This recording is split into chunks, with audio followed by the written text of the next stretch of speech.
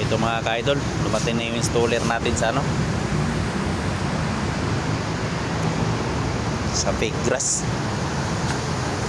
So ito na, hinahanda na natin yung fake grass natin. So ito na yung ginagawa nila mga ka-idol. So bali yung sukat kasi nito 2 meters by 7 meters. So ito na nga tayo.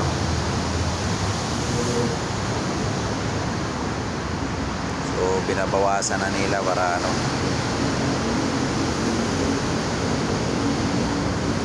para masukat doon sa ano nila paglalagyan.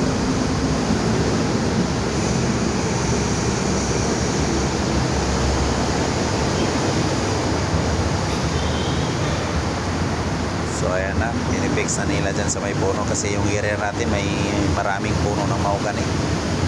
Bali school kasi ito mga ka-idol. So ayan na. So ang pag-i-install pala nito mga ka-idol, pinapakuan din para hindi siya umiwalay. So ayan na mga ka-idol.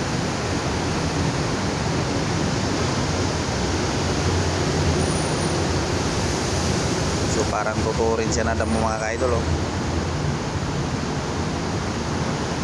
Maganda to gamitin sa mga bakuran ng bahay mga ka-idol. So ayan mga ka-idol. So bali nagtatapa sila uli para sa kanang bahagi mga ka-idol. Hindi kasi ito buo na 4 meters by 7 meters.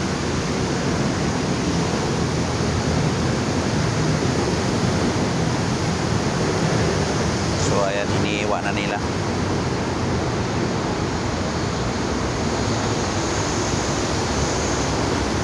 So maganda to gamitin mga ka-idol sa mga bakuran ng bahay natin para hindi maputik. So kailangan nyo rin lagyan ng buhangin.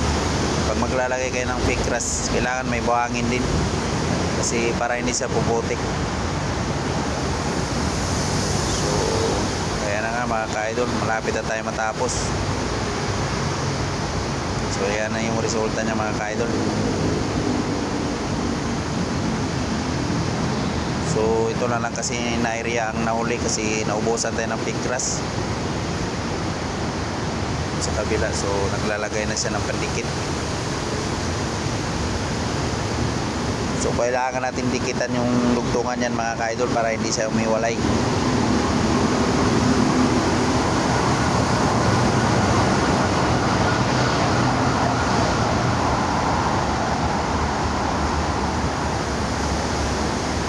Na mga ka-idol, oh. Ang tawag pala niya na ginagamit niya, adhesive daw yan para sa fake grass, pero may hinahalo siya dyan kung anong parang honey yung hinahalo niya dyan, tsaka kulay green.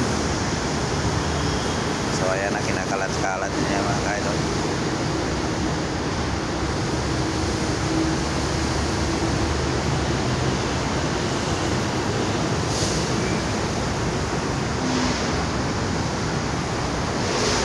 So yan yung pagdikitan ng dugtungan mga ka-idol.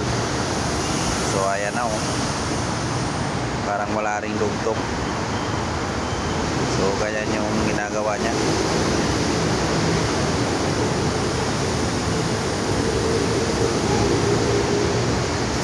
So ayan na nga mga ka-idol, malapit na matapos. So ito na yung itsura niya mga ka-idol, oh. Ang ganda niya tingnan. So pwede rin to gamitin sa mga bakuran ng bahay natin, no?